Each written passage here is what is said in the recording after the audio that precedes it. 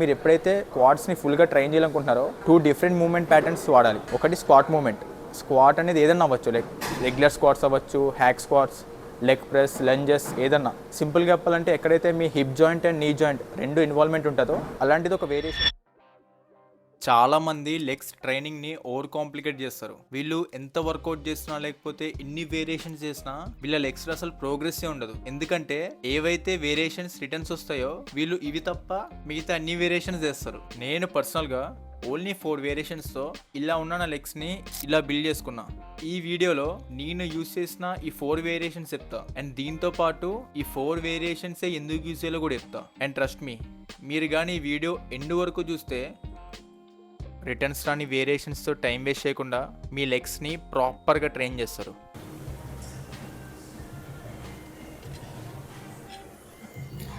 ఇది నా first variation, leg curls. నా స్టార్టింగ్ లెగ్ డే వీడియో చూసుంటే ఈ పాటికి తెలిసే ఉంటుంది. నేను లెగ్స్ని 2 పార్ట్స్కి డివైడ్ చేసి ట్రైన్ చేస్తాను. ఒకటి హ్యామ్స్ట్రింగ్ ఫోకస్ లెగ్ డే, ఇంకోటి quad focus leg day. Hamstring focus leg day రోజు hamstrings, glutes and remaining left over ఎనర్జీతో క్వాడ్స్ అండ్ కాఫ్స్ ట్రైన్ చేస్తాను. క్వాడ్ ఫోకస్ లెగ్ డే రోజు క్వాడ్స్ అండ్ ఎరెక్టర్స్ ఏమో main priority, left over ఎనర్జీతో hamstrings ఇంకా calf train చేస్తాం. ఈ split బాగానే ఉంది, బట్ ప్రాబ్లం ఏంటంటే నేను రీసెంట్గా 5 days స్ప్లిట్కి చేంజ్ అయ్యాను. ఫర్ ఎగ్జాంపుల్ ఇప్పుడు హ్యామ్స్ట్రింగ్ చేస్తున్నాను అనుకోండి, 5 days తర్వాత క్వాడ్స్ వస్తుంది అండ్ మళ్ళీ 5 days తర్వాత హ్యామ్స్ట్రింగ్స్ వస్తుంది. సో ఒక హ్యామ్స్ట్రింగ్స్ నుంచి ఇంకో హ్యామ్స్ట్రింగ్ సెషన్కి 10 days గ్యాప్ ఉంది, which is not at all ideal. And in case నాకు రికవరీ కోసం ఒక 2 days మధ్యలో రెస్ట్ తీసుకుంటే 12 days అయిపోతుంది. సో అందుకే హ్యామ్స్ట్రింగ్ ఫోకస్ లెగ్ డేని అండ్ క్వాడ్ ఫోకస్ లెగ్ డేని కంబైన్ చేసి కంప్లీట్ ఒక లెగ్ డే చేస్తాను.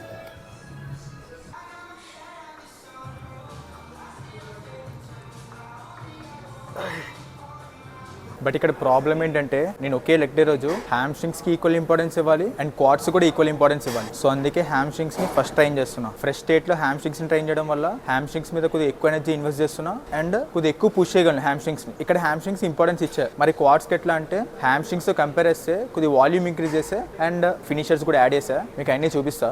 సో ఇలా ట్రైన్ చేయడం వల్ల నా హ్యామ్స్ట్రింగ్స్ ఫోకస్ అవుతున్నాయి అండ్ ఈక్వల్గా నా క్వాడ్స్ కూడా ఫోకస్ అవుతున్నాయి. లాస్ట్ 3 2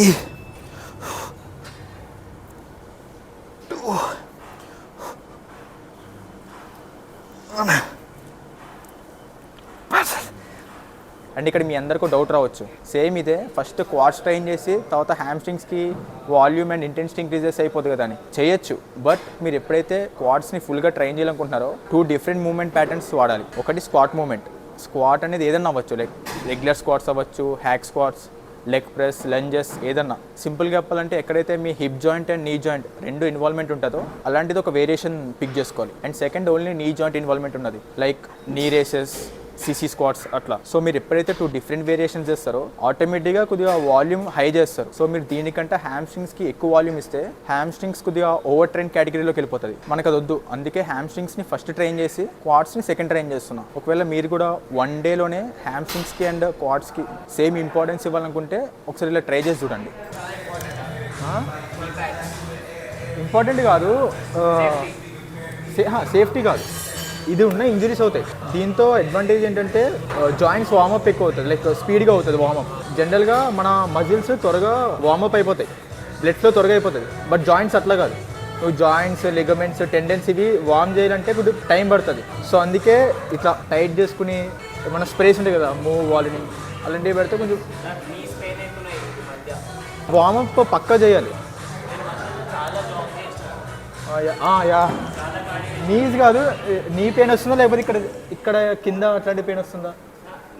నీ పెయిన్ జనరల్గా అట్లా చేసినప్పుడు కొద్దిగా టెండెన్స్, లిగమెంట్స్ ఇక్కడ ఉంటాయి, ఇట్లా కనెక్టింగ్ టిష్యూస్, అవి పెయిన్ వస్తుంది మనం ఎక్కువ వాకింగ్, రన్నింగ్ చేసినప్పుడు. మోస్ట్ ఆఫ్ ద అథ్లీట్స్ అట్లనే వస్తుంది. ఇప్పుడు ఫుట్బాల్ ఆడే వాళ్ళకి నేను ఇంతకుముందు రన్నింగ్ బాగా చేసేవాడిని, దానివల్ల ఆపేసా నీ పెయిన్ వల్ల.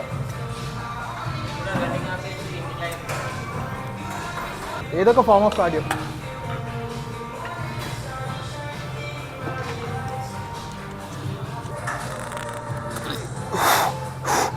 లాస్ట్ 2 ఇదే ఆర్డర్ ఫాలో అవుతే పక్కా రిటర్న్స్ వస్తాయని నేను గ్యారంటీ ఇవ్వలేను. ఎందుకంటే నా ఎంటైర్ 3.5 years ట్రైనింగ్లో ఒక లెగ్ డే రోజు హ్యామ్స్ట్రింగ్స్ని ఫస్ట్ ట్రైన్ చేయడం ఇదే ఫస్ట్ టైం. సో నాకు కూడా తెలియదు. ఒక 3 months అలా ట్రైన్ చేస్తా. ఇన్ కేస్ నా హ్యామ్స్ట్రింగ్స్ అండ్ నా క్వాడ్స్ ఈక్వల్గా గ్రో అవుతుంటే దీనికే స్టిక్ అయ్యి ఇదే సేమ్ రొటీన్ ఫాలో అవుతా. ఇది నా లాస్ట్ సెట్. సో ఇందులో ఒక 3 drops తీసుకుంటా. ఫస్ట్ డ్రాప్ ఏమో ఫుల్ రేంజ్ ఆఫ్ మోషన్లో ఉంటుంది. రిమైనింగ్ 2 drops ఏమో ఓన్లీ లెంత్ అండ్ పార్షల్స్ ఉంటాయి.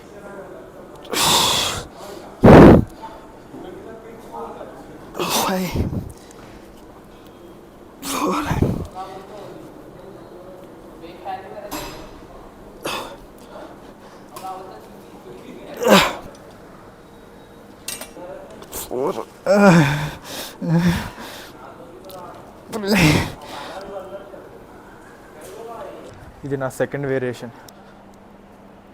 నేను లెగ్ ప్రెస్ చేయడం ఆపేసా. మేబీ మీలో చాలామంది రిలేట్ అవుతారు. ఒక సర్టన్ టైంలో మనకు ఒక ఫేవరెట్ వేరియేషన్ ఉంటుంది. అది చేస్తున్నప్పుడు మైండ్ మజిల్ కనెక్షన్ బాగుంటుంది, అట్ ద సేమ్ టైం చాలా ఎగ్జైట్మెంట్ ఉంటుంది. But over a period of time ఆ ఎగ్జైట్మెంట్ తగ్గిపోతుంది అండ్ టార్గెట్ చేసిన మజిల్ కూడా ఫీల్ అవ్వం. ఇప్పుడు నాకు లెగ్ ప్రెస్ అలా ఉంది. ఇంతకుముందు నా ఎగ్జైట్మెంట్ లేదు అండ్ ఒక సాచురేషన్ పాయింట్ వస్తుంది. ఎలా అంటే వెయిట్ ఇంక్రీజ్ చేస్తున్నప్పుడు నా యాంకిల్ అండ్ నా హిప్ మీద స్ట్రెయిన్ ఫీల్ అవుతున్నా. సరే సేమ్ వెయిట్తో చేద్దామంటే రెప్యుటేషన్స్ చాలా హై అయిపోతున్నాయి. 17, 18 అట్లా పోతుంది. ఓకే వెయిట్ ఇంక్రీజ్ చేసి పార్సల్స్ చేద్దామంటే అది షార్ట్ లెంత్ పార్సల్స్ యూజ్ లేదు. సో అందుకే వేరియేషన్ మార్చేసా. ఒకవేళ మీకు కూడా ఎప్పుడన్నా ఒక వేరియేషన్లో ఆ ఎగ్జైట్మెంట్ లేకపోతే ఇంతకుముందు ఉన్న మైండ్ మజిల్ కనెక్షన్ లేకపోతే దానికి ఒకటే సొల్యూషన్, వేరే వేరియేషన్కి షిఫ్ట్ అవ్వాలి.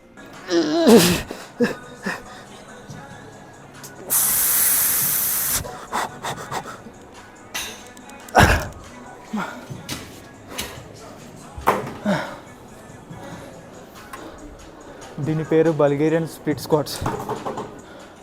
పలకడానికి ఎంత కష్టంగా ఉందో చేయడానికి అంతకన్నా ఎక్కువ కష్టంగా ఉంటుంది. జనరల్గా మన క్వాడ్స్ 4 మజిల్స్ పేర్లోనే ఉంది క్వాడ్స్ అని. ఇందులో 3 మజిల్స్ ఏమో ఓన్లీ మన నీ జాయింట్కి అటాచ్ అవుతాయి. సో మీరు ఎప్పుడైతే ఒక స్క్వాట్ వేరియేషన్ నేను ఇందాక చెప్పినట్టు ఎక్కడైతే మీ హిప్ అండ్ నీ 2 అడుగులు ఇన్వాల్వ్మెంట్ ఉంటుందో అలాంటి వేరియేషన్స్లో ఈ 3 మజిల్స్ ట్రైన్ అయిపోతాయి. బట్ రిమైనింగ్ ఇంకో మజిల్ ఉంది కదా, దాన్ని రెక్టస్ ఫెమోరస్ అంటారు. అది మన knee joint and hip joint 2 అడుగులని అటాచ్ చేస్తుంది. మీరు ఎప్పుడైతే hip joint and knee joint 2 అడుగులు ఇన్వాల్వ్మెంట్ ఉన్న వేరియేషన్స్ చేస్తారో ఈ రెక్టస్ ఫెమోరస్ షార్ట్ ఎండ్లోనే ఉంది, లెంత్ అవ్వట్లే. మీరు మజిల్ స్టిమ్యులేట్ చేయాలంటే బోత్ స్ట్రెచ్ అవ్వాలి, కాంట్రాక్ట్ అవ్వాలి. సో ఈ మజిల్ని ట్రైన్ చేయాలంటే మీ హిప్ జాయింట్ని కాన్స్టెంట్గా పెట్టి నీ జాయింట్ ఇన్వాల్వ్మెంట్ ఉన్న వేరియేషన్స్ చేయండి. For example leg raises, sissy squats అలాంటి. ఈ మధ్యన ఇంటర్నెట్లో ఇది బాగా బూమ్ అవుతుంది. చాలామంది చాలా సైన్స్ బేస్డ్ లిఫ్టర్స్, నేను ఎంతమందిని అయితే ఫాలో అవుతాను, డాక్టర్స్ కానీ లేకపోతే ప్రో అథ్లీట్స్ కానీ, వాళ్ళందరూ లెగ్ రేసెస్లో ప్యాడ్ వెనక్కి పెట్టి చేయమంటున్నారు. నేను ఇప్పటివరకు ఎప్పుడు ట్రై చేయలే, ఫస్ట్ టైం ట్రై చేస్తున్నా, చూద్దాం ఎట్లా ఉంటుందో.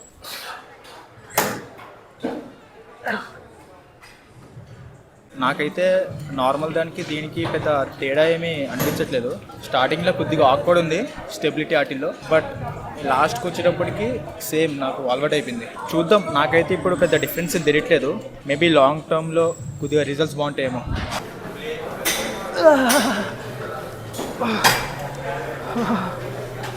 ఇది నా ఫైనల్ వేరియేషన్. అంటే వేరియేషన్ కాదు, మీకు చెప్పాను కదా నేను ఫినిషర్స్ కూడా యాడ్ చేశానని. Kind of finisher. Leg extension అయిన తర్వాత డైరెక్ట్గా ఇది చేస్తున్నా. అంటే దీని పేరు కూడా తెలియదు. ప్రెసెంట్ అయితే బ్యాండ్ ఎక్స్టెన్షన్స్ అని పిలుద్దాం.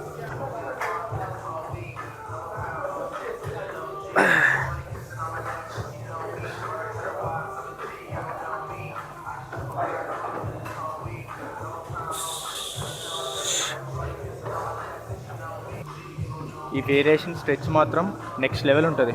ఒకసారి కావాలనుకుంటే ట్రై చేయండి.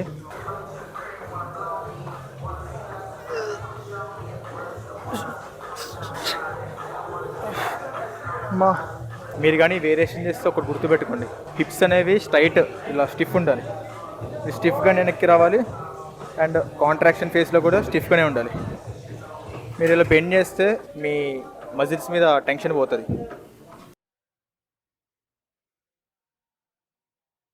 ఇదేంటి వీడియో ఉంది ఆడియో లేదనుకుంటున్నారా? నాది కూడా సేమ్ రియాక్షన్. మొత్తం మాట్లాడేసి ఒక సెట్ కూడా కంప్లీట్ చేసిన తర్వాత వెళ్ళి చూసుకుంటే వీడియో ఉంది కానీ ఆడియో అవుట్. సరే మన దరిద్రం గురించి తెలిసిందే కదా, మళ్ళీ రికార్డ్ చేసుకుందామని స్మిత్ మిషన్ దగ్గరికి వెళ్ళే లోపల మొబైల్ స్విచ్ ఆఫ్ అయిపోయింది. చెప్పాను కదా నా జాతకమే అంతని. Jokes aside, now coming to the point. నేను సీటెడ్ కాఫ్ రేసెస్ కంట స్టాండింగ్ కాఫ్ రేసెస్ కి ఎక్కువ ప్రిఫరెన్స్ ఇస్తా. ఎందుకంటే కాఫ్స్ 2 మజిల్స్, ఒకటి సోలియస్. ఈ మజిల్ ఓన్లీ మన యాంకిల్ జాయింట్ ని టచ్ అవుతుంది. సో దీనికి మీ నీ యాంగిల్ తో సంబంధం లేదు. మీ యాంకిల్ ని జస్ట్ అప్ అండ్ డౌన్ చేస్తే ఈ సోలియస్ ట్రైన్ అయిపోతుంది. సో మీరు సీటెడ్ కాఫ్ రేసెస్ చేసినా లేకపోతే స్టాండింగ్ కాఫ్ రేసెస్ చేసినా ఈ మజిల్ స్టిమ్యులేట్ అవుతుంది. బట్ ఇంకో మజిల్ ఉంది, ఇది గ్యాస్ట్రాక్నీమియస్. ఇది మన knee joint and ankle joint రెండాటిని అటాచ్ అవుతుంది. మీరు ఎప్పుడైతే సీటెడ్ కాఫ్ రేసెస్ చేస్తారో ఈ గ్యాస్ట్రాక్నీమియస్ షార్టెన్ అయిపోతుంది, లెంత్ అవ్వట్లే. సో సీటెడ్ కాఫ్ రేసెస్ లో ఓన్లీ సోలియస్ ట్రైన్ అవుతుంది, గ్యాస్ట్రాక్నీమియస్ అసలు యాక్టివేట్ అవ్వదు. బట్ స్టాండింగ్ కాఫ్ రేసెస్ లో గ్యాస్ట్రాక్నీమియస్ లెంతెన్ అవుతుంది అండ్ షార్టెన్ అవుతుంది. సో మీరు స్టాండింగ్ కాఫ్ రేసెస్ చేసినప్పుడు మీ 2 మజిల్స్ ట్రైన్ అవుతున్నాయి. అందుకే మీకు ఎప్పుడన్నా టైం కన్స్టెంట్ ఉన్నా లేకపోతే మినిమం ట్రైనింగ్ తో మాక్సిమం రిటర్న్స్ కావాలనుకుంటే మీరు స్టాండింగ్ కాఫ్ రేసెస్ చేయండి. అండ్ చాలా మంది కాఫ్స్ ని ఒక జెనెటికల్ మజిల్ లా చూస్తారు. నేను పర్సనల్ గా అగ్రీ చెయ్య. కాఫ్స్ ట్రైన్ చేయడం రానోళ్ళే ఇలాంటి స్టేట్మెంట్లు ఇస్తారు. మీకు సింపుల్ గా చెప్తా. మీరు for example standing calf raises single each side single ప్లేట్తో చేస్తుంటే ఇప్పుడు మీ కాఫ్స్ పిక్ తీసుకోండి. ఇంకా కాఫ్స్ జెనెటికల్ మజిల్ అని మర్చిపోయి హజిల్ చేస్తూనే ఉండండి. ఒక సర్టెన్ టైంలో మీరు ఎప్పుడైతే ఈచ్ సైడ్ 3 ప్లేట్స్తో చేస్తారో అప్పుడు మళ్ళీ మీ కాఫ్స్ పిక్ తీసుకుని కంపేర్ చేయండి. ఆ పిక్ ఈ పిక్ కి విజువల్ గా చేంజెస్ ఉన్నాయి లేవో. ఒకవేళ అప్పటికి లేకపోతే చేయకండి, కాఫ్స్ ఇంకా ట్రైన్ చేయకండి, వదిలేసేయండి. నేను కూడా మీతో అగ్రీ చేస్తా కాఫ్స్ అనేది ఓన్లీ జెనెటికల్ మజిల్ అని. సో అప్పటి వరకు మీరు ఈ స్టేట్మెంట్లు పాస్ చేయకండి. నేను మార్నింగ్ చెప్పినట్టు మీ లెగ్స్ని ట్రైన్ చేయడానికి ఒక 4 వేరియేషన్స్ చెప్తా. First hamstrings.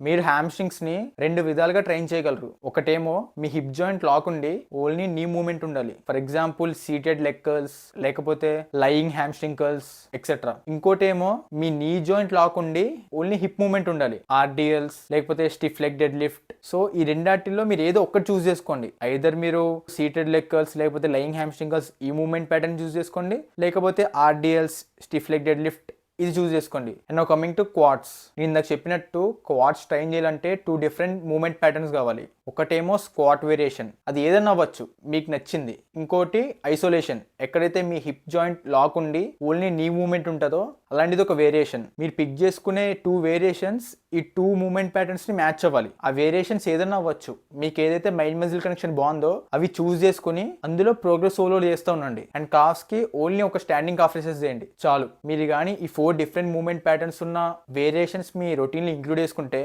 పక్కా మీ లెగ్స్ లో చేంజెస్ చూస్తారు. అండ్ నా సైడ్ నుంచి చిన్న సజెషన్, ఒకవేళ మీరు క్వాడ్స్ కోసం ఎస్పెషల్లీ స్క్వాట్ వేరియేషన్ లో లెగ్ ప్రెస్ కాకుండా మీరు ఏం చేసినా పర్లేదు. మీరు అప్పుడు హ్యామ్స్ట్రింగ్స్ కోసం లయింగ్ హ్యామ్స్ట్రింగ్ కర్ల్స్ కానీ సీటెడ్ హ్యామ్స్ట్రింగ్ కర్ల్ కానీ చేయొచ్చు. ఎందుకంటే ఇక్కడ మీ గ్లూట్స్ ఈ స్క్వాట్ వేరియేషన్స్ లో ట్రైన్ అయిపోతున్నాయి. బట్ ఎప్పుడైతే లెగ్ ప్రెస్ చేస్తున్నారో మీ గ్లూట్స్ ట్రైన్ అవ్వట్లే. సో అందుకే హ్యామ్స్ట్రింగ్స్ కోసం ఆర్డిఎల్స్ కానీ లేకపోతే స్టిఫ్ లెగ్ డెడ్ లిఫ్ట్ కానీ ఇలాంటివి చూస్ చేసుకోండి. నేను ఈ 4 వేరియేషన్స్ లో గ్లూట్స్ ఇంక్లూడ్ చేయకపోవడం కూడా రీజన్ ఇదే. గ్లూట్స్ ని మీరు పార్షల్ గా ట్రైన్ చేయొచ్చు, దానికి ఒక సెపరేట్ వేరియేషన్ ఇవ్వక్కర్లే. అండ్ మీకు కానీ ఈ వీడియో ఇన్ఫర్మేటివ్గా అనిపిస్తే నేను ఆల్రెడీ దీని ముందు ఇంకో 3 వీడియోస్ చేశాను బ్యాక్, చెస్ట్, షోల్డర్ గురించి. ఇక్కడ ప్లేలిస్ట్ ఇచ్చేస్తా, ఒకసారి చెక్ చేయండి, మీకు చాలా యూస్ఫుల్ అవుతుంది.